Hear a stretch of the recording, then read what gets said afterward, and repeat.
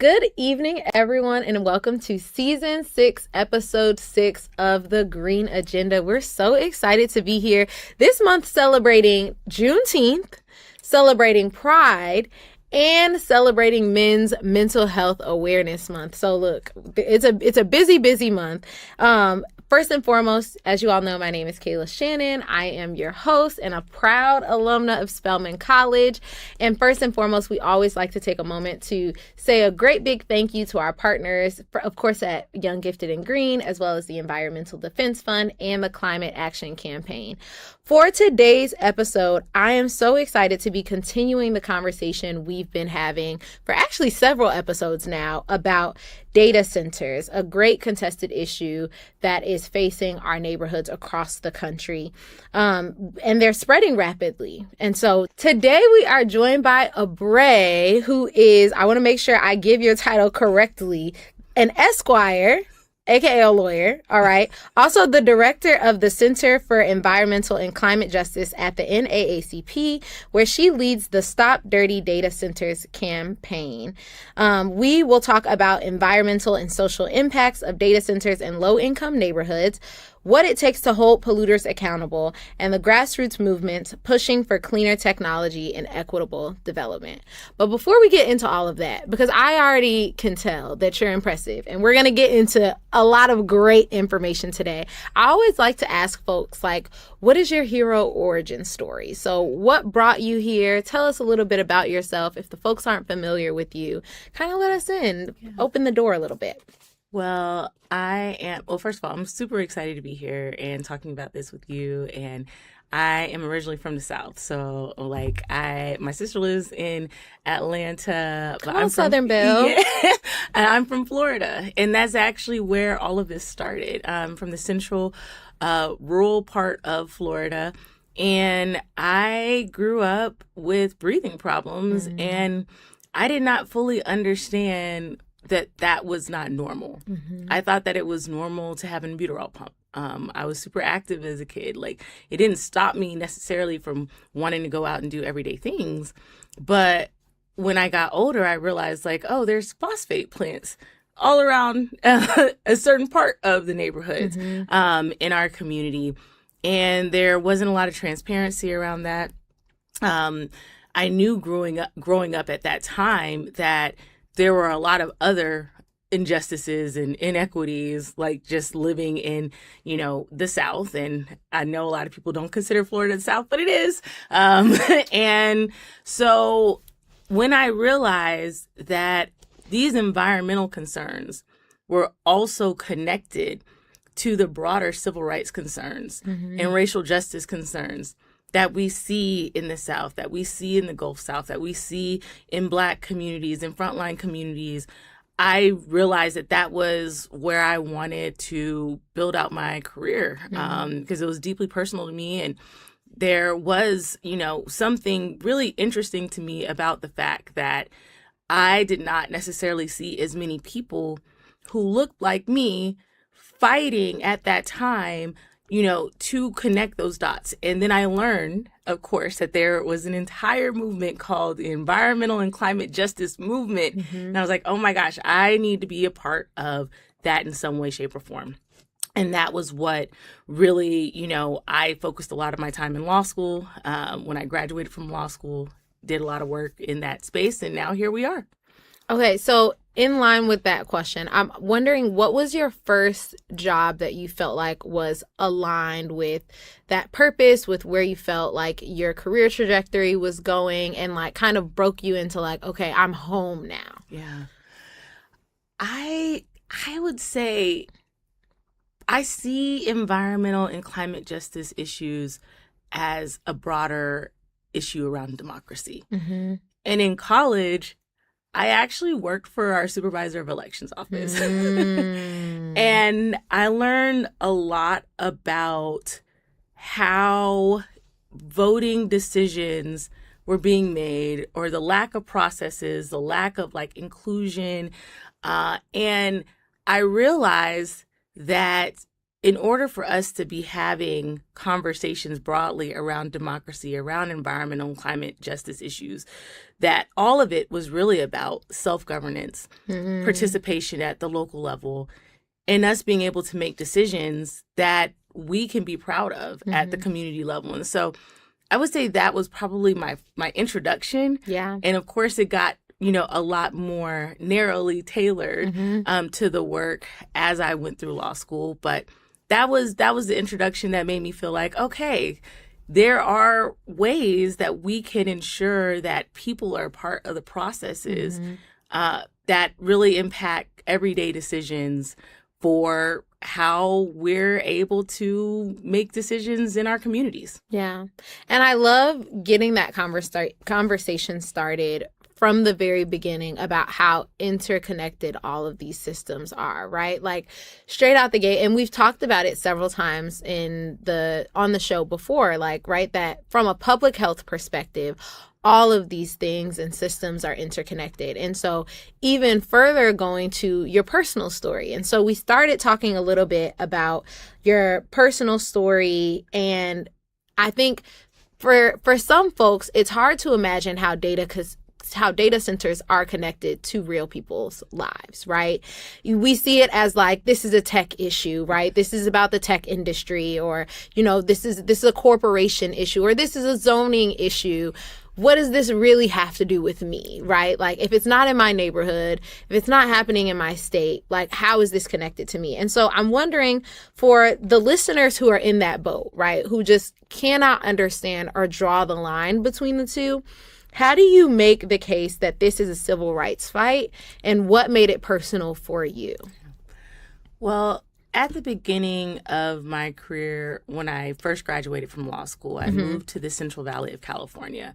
And what a lot of the work that I was doing at that time was with migrant farm workers. And we were at the height of the fracking boom. And at that time, I mean, it may seem silly now to say that fracking causes a public health crisis. But at that time, it was being touted as, the wave of the future, the way that we were going to achieve energy dominance. And the places where the fracking infrastructure was going were in, low income, frontline, fence line communities. There was this promise that it was going to make everyone's life better. The kind of benefits that were being promised to the communities were things like community fairs, in connection to them being able to operate for several decades with no decommissioning plan, with no plan to actually get rid of any of, the industrial build out from fracking. And I remember at that time, many of the community members being afraid to speak out. And the people that did, their voices now still stick with me. And that was a lot of the work that I was doing, was to work with those community members to show up at city council meetings, to show up at county council meetings, and to say that, we're not going to stand by idly and allow for this to just happen. And when I saw the insurgence of the data center conversation, it deeply reminded me of that time where, in Memphis, Tennessee, we had at that time a billionaire who decided to go into this predominantly Black and, a community that was already facing all types of, pollution, had, just fought back against an industrial build out and the Byhalia pipeline. And now this is the community where you've decided that you want to build the world's biggest supercomputer. And to me, I was like, oh my gosh, we are seeing these same patterns repeat. And what we do have on our side now is the history. We have the education of what we've learned about how we can utilize our laws, how we should be thinking about these conversations in a policy sense, and ensuring that the community is centered in those conversations, and that there aren't people who are completely disconnected from the communities who are making the decisions. And that's exactly what we saw. The communities were the ones who rose up first to say something is wrong. And we stood by the communities. We stood with, groups like Young Gifted and Green. We stood with MCAP. We stood with Protect Our Aquifer and our branches and our state conference to say, we're not going to allow the narrative at that time to dictate what we know to be the fact.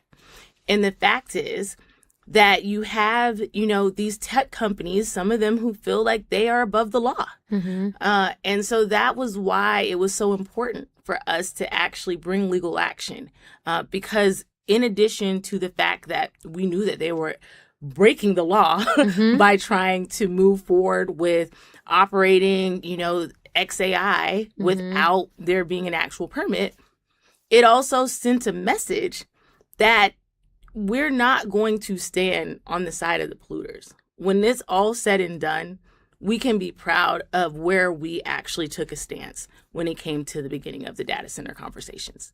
Thank you. Thank you for drawing that line together. And something that sticks out to me about what you just described is making conscious decisions about what side of the narrative that you stand on. Because we live in such a time in society where misinformation and disinformation are king and queen, where they're spread so quickly, so easily, where prevailing narratives tend to be on the side of those with the greatest amount of dollars to put behind, right, whatever information they want to spread, right? And so it is very important now, equally as ever, but some would even say maybe more than ever, to be thoughtful and conscious of where you stand in the narrative, right? In a time where we're currently celebrating 250 years of freedom, right? We have to talk about whose freedom we're discussing, right? And so when we're talking about this supercomputer that is going to push forward, and that is going to innovate and change the world, for who? For whom are we speaking of? And it's important that as we're having these conversations, that we are grounding ourselves, not in just each of our personal lived realities, but with an understanding of what are the repercussions for all of humanity, right? Because we are talking about, we've said it again and again and again and again on the show. These are not issues that will not reach your home. They're already at your doorstep. And so we have to be thoughtful of our neighbors, because our neighbors' realities will be ours, right? This isn't just a one for all and all for one, right? We have to make sure that we are being conscious of where we stand and of taking a stand. And so I so appreciate the work that you've done in supporting communities and pushing communities to the forefront of that stand, right? Because that's also important. Not that we just stand in front of our neighbors to give what our opinions are and what our thoughts are, but really offering platform and opportunity to the folks that are directly impacted, to our frontline communities who experience harm before many of us even are aware that there's a danger in our midst, right? Who knew because the smog is in the air, who know because asthma is prevalent, because I have asthma and my mama got asthma and my cousin have asthma, and we all struggle to breathe on a regular basis, right? It's very important that those communities and those individuals have opportunity to speak first, and that they understand the infrastructures where they have the ability to speak up, so that those things can be made more accessible. And moving right along. So we talked in framing this discussion, right, that there's a Gallup poll that shows that 7 in 10 Americans oppose an AI data center in their area, with 48% strongly opposed, and yet these facilities are continuously built in Black and Brown communities, rural and low-income neighborhoods. So if the opposition is as broad as the data says it is, then why do you believe that the harms still land in these same communities? And what does this tell us about how decisions are truly being made in accordance to what they say, as opposed to what actually happens? Yeah. I mean, I think that the point that you made earlier was such an important one. There is the narrative that we know needs to be pushed. and the solutions that we know need to happen from the, general public's perspective. But then you have individuals who are putting corporate greed, they're putting lining their own pockets at the forefront, as opposed to what they're actually hearing from people. In Memphis and in South Haven, the community showed up, in full force, saying, we do not want this data center. We don't want XAI in Memphis. We don't want it in South Haven. And despite that, you had individuals who had been elected to go into office to represent the actual concerns and the needs of the people who live there. And they were like, you don't know what you want. We know what you want. Now, even despite that, people have still continued to say, we don't want it. And they're like, no. Trust but us. you do. Yeah, trust us. Actually. Trust us. We know best. And what we've continued to see is this hoarding of wealth in a way that has allowed for some individuals to believe that they are truly above the law, And so when we started our case, for example, Elon Musk was a billionaire and is now a trillionaire. And at the same time, where we're fighting to make sure that the community's voice is being heard, we're seeing the U.S. Department of Justice, which is supposed to be the entity that fights on behalf of the everyday person, fights to ensure that our collective rights are protected, taking the side of a trillionaire in order to ensure that a data center that is polluting a community continues to operate. And so I think that it should not be a surprise to us when we have an administration that has really demonstrated that authoritarianism and bullying, quite frankly, as the framework of how they go about making many decisions, that this is now what we're seeing when it comes to data center build outs as well.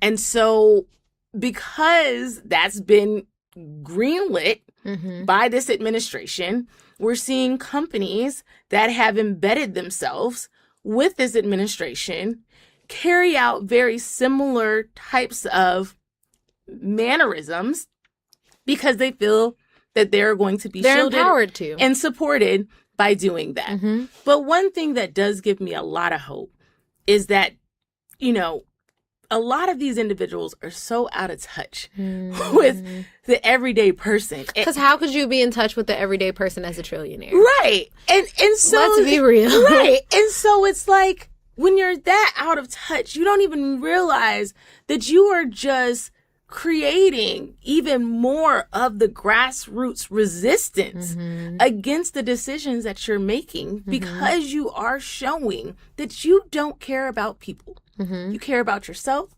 You care about your friends. You care about being able to believe that you're above the law.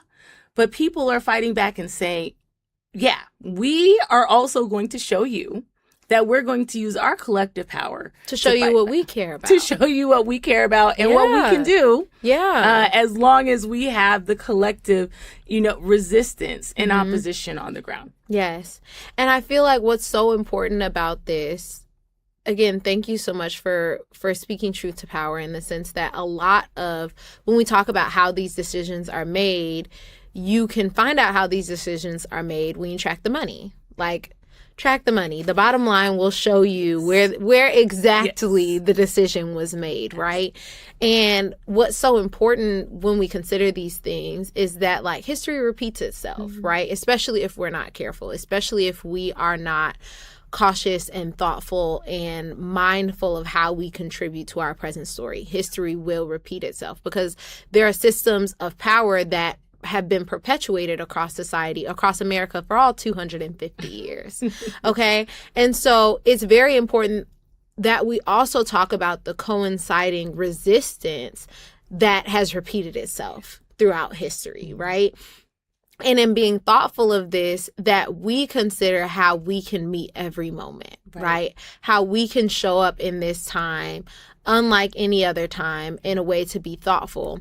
But what I also appreciate about your commentary is the bringing attention to how easy it is for a man or several men, several individuals who exist beyond the reach of certain everyday realities to be able to make informed decisions for everyday people. Yeah. Let's be for real. Yeah. When's the last time you flew economy? Right. When's the last time you had to buy your own milk? Yeah. I mean, not even just economy, like literally just an airline that like, that wasn't your own. Right. That wasn't your own. Like, that's not private.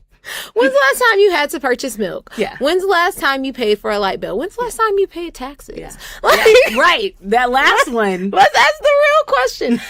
So how can individuals who are completely separated from everyday reality, from driving their own cars, from taking care of their own children, from like, how can these people who are completely separated from everyday realities realistically make informed decisions on behalf of the general population? Right. Yeah. How could you ever understand what we need? Yeah. And I think that that's the disconnect that we're seeing, and it's getting wider and wider. And I think that people are realizing that the conversation that we're having now, and the conversation, quite frankly, always, you know, when we're talking about civil rights and when we're talking about, you know, inequality in this country, it's been about race, but it's also been about class, you know, and that is the great unifying conversation that we're having right now. I mean, we're getting outreach from individuals in rural communities in states that have, you know, in places that they've never really done any collective activism. But they're like, how dare this billionaire or this super ultra wealthy person come in and tell us what we should be doing with our land where we've been living here forever. And those are the conversations that we're having, and we're seeing individuals, regardless of party affiliation, regardless of, you know, a number of things that have divided communities in the past, coming together and say, but at the end of the day, we're not trillionaires. We're not billionaires. This we have in common. This we have in common. Yes. And we should be able to make our own decisions for ourselves. And I think that the points that you made around, like, who should be making these decisions is a really important one. Because the conversation that we're having around data centers is still a part of the same conversation that we've been having around voting rights, right? That's and good. The places where they are trying to take away power from the individuals who have been collectively standing up to say, we are going to really embrace self-governance, localized democracy, and making sure that we are proud of the future. Those are the places where it seems that they're targeting a lot of the decisions and tactics to try to take away that collective power. Yeah. And it's so important to be thoughtful, right? To really rest in, because some of the things that we're facing are as a direct result of resistance. It's like these are tensions, like every action has an equal and opposite reaction, right? So there are tensions that we're facing as a direct result of resistance. And I want to add to the point that you made, particularly as it relates to kind of the through line, right? Because we exist in a time in society where politics particularly are intentionally polarizing the electorate, right? Where news and politics and platforms have kind of taken seniority over the everyday commonalities or common ground that we have as American citizens, where the conversation so often does point toward race when there are economic things that we're facing together. And that is not to diminish the differences or the oppressions or the dichotomies that exist when we have conversations about race or patriarchy, et cetera, et cetera. But there are also very real things that are affecting the 99% of Americans who are not one percenters. Yes. And when there is this centralization of power amongst the one percenters, it is of benefit to the 1% who is the minority, like who by definition is the minority. It benefits them for the 99% to spend more time focused on all of the things that we can agree on than it does the things that we all very much are being negatively impacted by. I remember as I said in my introduction, I went to Spelman College and I majored in political science. And I remember in one of my classes, and I can't remember the name of it, but I remember in one of our classes learning about what happens in a two-party system as opposed to a multi-party system. Right? And basically just this idea that, like, when you look at, for example, European nations that have a multi-party system, you have more differences between each party, right? Because they're going based on whatever the majority vote is, and that creates more opportunity for people to diversify kind of their issues of interest in their platforms, right? When you have a two-party system, 70 to 80 to 90 even, I could argue, percent, 70 to 90%, we'll say, just to be broad, of the platforms have to overlap because you want to reach the greatest percentage of communities, of demographics, of people. And what we don't spend enough time talking about is the reality that 70 to 90% of both platforms is the same. Yeah. And nobody is fighting for the little guy. Yeah, absolutely. Right? Like, we have to have these conversations and it's important for us to note these things because so often we're easily distracted by the 10%. We're easily distracted by the 20 or even, let's say, at most 30, and that's being gracious. We're easily distracted by these portions, these small portions of their platforms, when in reality, we all want healthcare. We all want access to clean air and clean water.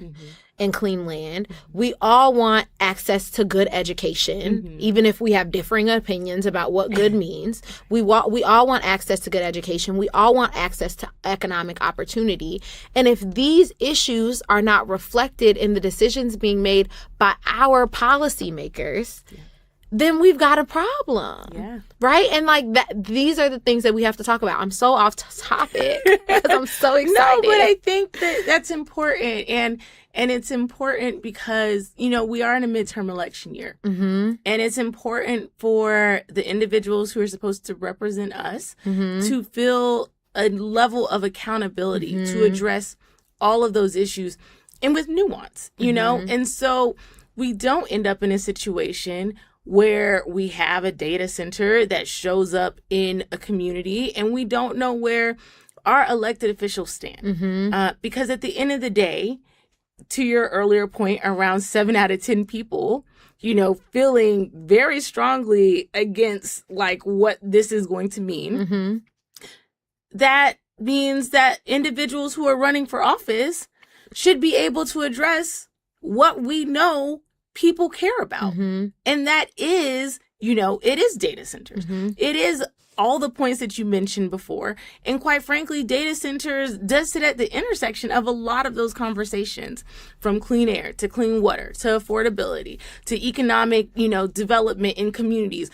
We saw in Northern Virginia, there was an area that was supposed to be an area for like an economic boom. And they put data centers there. And now it's off of a metro stop. And literally no one uses that parking garage. There's no other businesses that are want to, you know, open up shop because they're like, there's nothing else here but data centers. And then people, you know, they're not running to move there because they're so noisy and obviously, you know, bad for their health. And so all of these conversations are interconnected. And I think that data centers, that's why it has been such a critical topic for us to discuss in its nuance, in its comprehensive nature, when we developed the frontline framework last year in Memphis, which was the first set of guiding principles around data centers in Memphis at Lemoyne-Owen. Part of what we wanted to do when we built out those principles was to discuss what does this mean in a comprehensive way. Our health and our environment are sacred. Jobs cannot justify the harm. Interconnected harms require interconnected solutions. Like all of these different principles really get at what you were talking about, because we do have more in common than we have as differences, and we should be using this as a moment to talk about that. Yes. Thank you for bringing us back to data centers. Okay, so coming on back. Through your work with the Stop Dirty Data campaign, the NAACP released a national set of recommendations calling for legally binding commitments, an end to closed-door deals and non-disclosure agreements, and real environmental monitoring for air, water, and soil. What do you think it'll take to win that kind of enforceable accountability before a project breaks ground rather than after the harm is done? Yeah. I think that it's a lot of what we've been talking about. It's going to take elected officials who are centering the people in their communities. It's going to take communities continuing, because we already are seeing it, but continuing to have these interconnected conversations, because what we're calling for is a comprehensive approach to what benefits need to look like in communities. As I mentioned earlier, what we saw during the fracking boom, they would go to a local school and they're like, oh, we'll do a community fair here. And then that's literally the benefit for the entire community. And that's not reflective of what everyone needs or the harm that they're causing in any way, shape, or form. And I think that it's, recognizing what were some of the tactics and strategies that were used in the past, and that we're not going to allow for those siloed conversations to let us get off track from the broader goal. Yeah. And I think that that's what it's going to take. I mean, we talked about the fact that it's a midterm election year. It's going to take us going out to vote. Right. To make sure that we have people who represent, the political landscape that we can be proud of, and then holding them accountable, once they're in office as well. Yeah, and that's good, especially talking about our midterm election season, and particularly being thoughtful, not even just of people who look like you, people who maybe represent the party that you, for most of your life, have, identified with. But it's very important now, again, as much as ever, but some might even say more than ever, it's very important for us to read the entirety of the platforms these policymakers or these local politicians are standing for. Right? Not the Cliff Notes. Not, just the top 3 points. You're right. Like first of all, reading is fundamental. So reading in general, even if you just read the few points, at least read the few points. Start there. But at least start there. But even more so, having clarity, because sometimes, unfortunately, what has happened and what continues to happen, if we're going to be real, I'll be honest for myself. We listen and we don't judge. Yes. I've been at a voting booth and just bubbled in everything Democrat. Hey. C3, but right? And so it's important now as much as ever that we are not just going along party lines, because we are beyond the point where you can assume good intent on either side of the aisle simply based on how somebody identifies along party lines, right? It's incredibly important that we're thoughtful of who this person is, what their history is. If they have formerly been a lawmaker, what have they formerly done in law? What have they formerly voted on? What do they usually agree to? What have they said on record? How do they live their lives? Do they have a backbone? I'm saying, like these are things, it's incredibly important that not only that we vote, but we vote with information, that we cast an informed vote. Because sometimes just voting isn't enough if you don't know what you're voting about. Right? And so we want to push folks to the voting booth, and we want to, make sure your cousin come, make sure your cousin come, make sure your auntie come, make sure your best friend come, make sure your best friend's cousin's dog comes, okay? You want to push folks to the voting booth, but in addition to that, you also want to make sure that as we are pushing one another, as we are trying to make voting more accessible, that the voters we are bringing are informed about what we're discussing, right? Which includes having conversations like this more often. So as you've already spoken to, data centers demand enormous amounts of electricity and water, and too often it is ordinary residents who absorb the higher utility bills. So not only are you polluting the air, the water, the soil, and everything else, but I got to pay for it. They're making us pay for it on top of it. In addition to my doctor's bills? Yeah. Okay. They also absorb the higher utility bills and the strain on the local water supply. The NAACP frames this through its Make Polluters Pay work.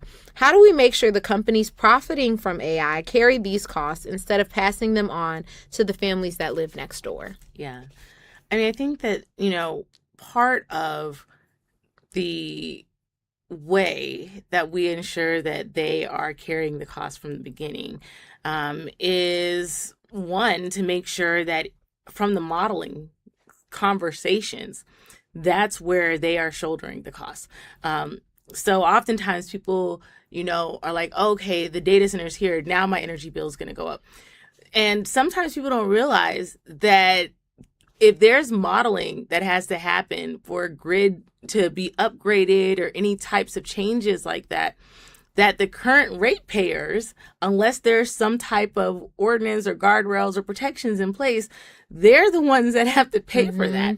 And so if you have a company that's shopping around from place to place, like, maybe I'll be here, maybe I'll be there, that all of those communities are shouldering the costs of hypothetical data centers that may not even show up in their communities. But I think that, it's important for the conversations to start even there. We have to also talk about, what does it actually mean?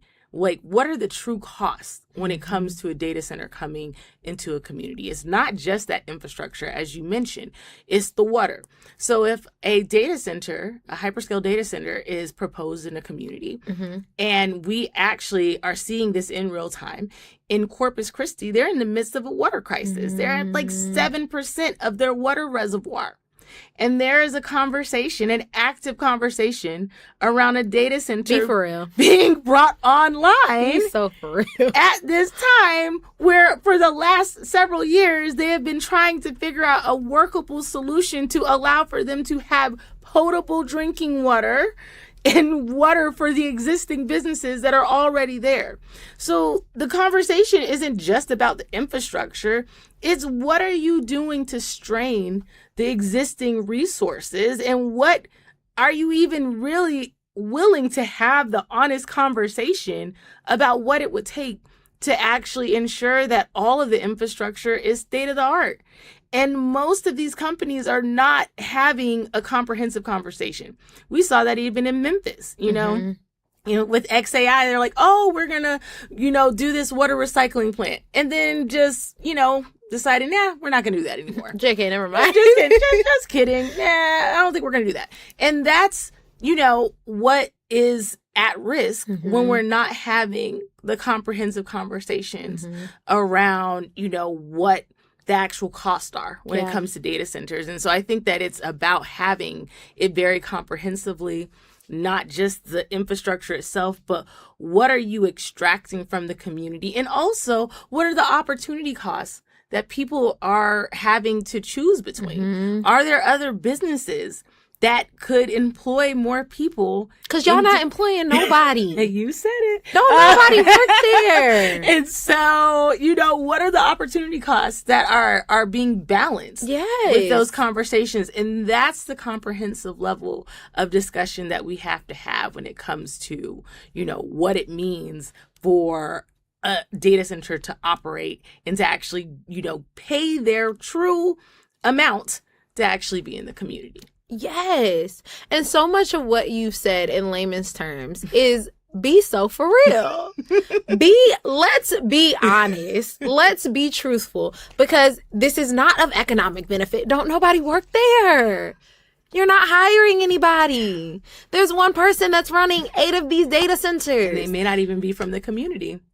And they don't even live here. Like, what are we talking about? So there is not economic opportunity. It is not adding ease to local life. It is not adding to the beautiful landscape of local communities. It could be potentially literally taking away protected, like wetlands and other kinds of, climate mitigation and adaptation, like needs for the community. And so we're not even going to have enough time to talk about disaster resiliency, but how that intersects with if a more frequent or severe disaster shows up in their community, and now they don't have any kind of infrastructure because now there's a data center that's being built on like a protected wetland.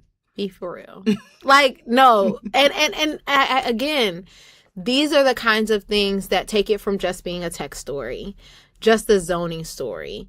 This is going to impact the everyday lives. This impacts the everyday lives, and it is supporting and degrading it is degrading the infrastructure that is already existing, that already wasn't meeting the existing needs. Yeah, absolutely. Be for real. Be for real. Like, okay, let me keep going. We're going to go like 20 minutes over. Okay, so the federal government is pushing to accelerate data center build out, and these fights are often won or lost at a local council meeting or a state utility commission. How does a national civil rights organization like the NAACP turn scattered local fights into the kind of power that can move state and federal policy? Yeah, I think that what's really important, and this is in the broader like environment and climate justice space, is that all of the work, when we think about environmental and climate justice, it always has to be rooted at the community level, right? And so when we're thinking about policy decisions, when we're thinking about like, where do we make sure that communities feel like they have, a voice. It has to come from understanding what's actually happening at the community level. And we are seeing patterns. The patterns that we're seeing is that they're a lack of transparency. They're literally having local elected officials sign non-disclosure agreements to talk about this data center that's going to use public resources. That's interesting. We're seeing that, at the local and at the state level, sometimes there are companies who are asking for fast-track permitting processes so they can get their data center running as quickly as possible, or, completely circumventing certain zoning processes. Those are patterns that we're seeing emerge. We're seeing patterns emerge around at the Planning and Zoning Commission, those applications not being fully transparent about what it is that they're actually applying to do. And so I think that it's, and then of course the water use, because at the local and at the state level, the lack of transparency around water issues in general is just not great. And at the federal level, don't even get me started. So, we're seeing those patterns emerge because, unfortunately, some of these companies are trying to take advantage of what they feel like are going to be their best strategic plays in order to get a data center, a hyperscale data center, up and running as quickly as possible. And so when we came out with our 2026 playbook that you highlighted earlier, that was a synthesis of all of the tracking that we've been doing. We have a tracker on our website right now, and we get hundreds of people who reach out and are saying, this is what we're seeing in our community. This is the kind of help we need. This is, the concern that we're seeing at the community level. This is what our local elected officials are saying. And based on that, in the convenings that we're having with advocates and folks who are doing this work on the ground, it's important to see okay, where are those patterns emerging? And then where do we think that we're going to have the best opportunities for us to be able to fight back. And so that's what we have tried to do with our 2026 playbook, with the, frontline framework that frames out like the broader principles of like how communities can go into these conversations knowing that there's a unifying set of principles and framework for them to not feel like they are having these conversations alone. When we had our first convening July of last year, it was so interesting because we had community members who were coming from all across the country, and they were saying, wow, like we thought we were the only ones fighting back against a hyperscale data center in our community. And so I think that is also about, shining light and spotlighting that these are not, isolated conversations. Yeah. They're happening, in a way that we're seeing the patterns, and then we are providing the technical assistance and the policy kind of strategies so that people know that they are not alone. We have 2,200 units across the country. And so our branches and our state conferences, they are doing the work. They're going out, making sure that they're tracking these data centers as well. And our partners on the ground, like, they're phenomenal, and I think that everyone is feeling very energized right now to see where are the emergence of ways for us to be able to work together. And that's what we have been working to unify. Yeah. And what's so important about that is uplifting the importance and the impact of coalitions, right? Like, coalition building is so incredibly important. And it goes back to the conversation that we had about building across the aisle and building across demographics and building across backgrounds, right? And having more conversations about what the through line is between what we're fighting for on all sides of humanity, in all sects of humanity, right? Like, how incredibly important it is that somebody in Southern Illinois have an understanding that there are equal issues happening in Northern Illinois, and that we can not only advocate that these things be eradicated in our individual communities, but also that they be eradicated across the state. And we can fight to connect our policymakers, our representatives, our senators across the state with the understanding that across Michigan, across Illinois, across Memphis, across Tennessee, Memphis is a state. Right. I was going to say, the folks from Memphis would say, I got it correctly the first time. Yes. Okay. But across states, right, having the understanding that, like, no, it's not just my city. It's not just my community. It's not just my family. But so having national organizations like the NAACP, who are tracking the patterns, is so incredibly important. And it's important that you all continue that work, and that also that same work is continued in communities at the local and grassroots level, that we build and bolster together. Because if you want to go fast, you go alone. But if you want to go far, we go together. And that brings me to our last question. I'm going to get us to the finish line. Okay? I've had so much fun. Okay. But we always, before we end any episode, like to leave our listeners feeling empowered, feeling like they know what their next steps or their marching orders are. And so if there's any one thing that you would like to hear, or that you would like them to hear, if they haven't heard anything else, and I always say, I hope they've heard everything else. But if there's one thing you want to leave folks with, what is it? I would want to leave folks with the fact that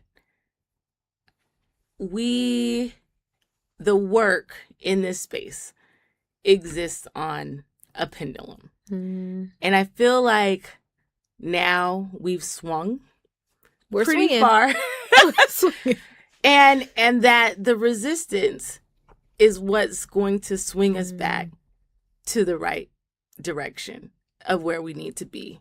And that if our collective resistance didn't matter, they wouldn't be fighting so hard to change the narrative or to say that it's not that important. Mm-hmm. Because if it wasn't really that important, they wouldn't address it at all. Yeah. And so I think that right now we have probably one of the most important opportunities of our lifetime to demonstrate that regardless of race, regardless of all of these things that have real impacts on our everyday lives, but have created division, Mm-hmm. that we can come together and fight back against the few people Mm-hmm. who feel like they don't have to care about us at all. Mm-hmm. And I'm so excited about us having that opportunity and that we're marching in the right direction. Yes. And I love that. I love that that's where we're wrapping up, that it's the few people. Because sometimes, especially right now, and it might just be myself, but sometimes it's so easy to feel like it is the few fighting against the many. And it's easy to forget that in reality, it is the many fighting the few, right? And that there is so much power in being on the right side of history and being a part of the many. Right. And so with that, I want to say thank you so much for joining us for another episode. Thank you for being here. Thank you for all of the wisdom that you've shared. And we're so excited for you all to join us right back here this time next month. Bye.